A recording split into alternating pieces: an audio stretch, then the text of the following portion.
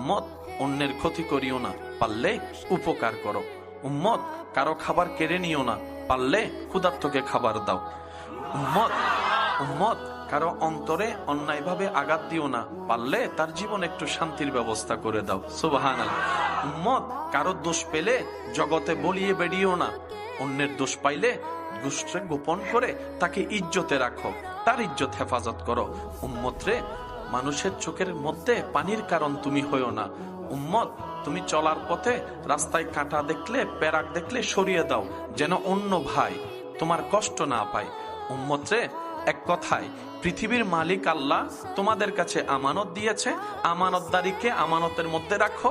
পৃথিবীকে ধ্বংস করিও না, পৃথিবীকে নষ্ট করিও না, পৃথিবীকে অশান্তি করিও না। কোরআন যে কথা বলে, লা তুফসিদু ফিল আরদে, রব বলে আমার জমিনে তোমরা ভাড়াটিয়া থাকতে দিয়েছি, মালিক কাউকে বানাইনি। সুতরাং জমিনে তোমরা ফাসাদ করিও না, অশান্তি করিও না, তর্ক বিতর্ক করিও না, জামিলা করিও না, রক্তপাত করিও না। একদিন তো আমি রবের কাছেই তোমাদেরকে ফিরতে হবে। নবী বলে, উম্মত রে, যেভাবে পারো অন্যকে ভালো রেখে নিজে ভালো থাকো।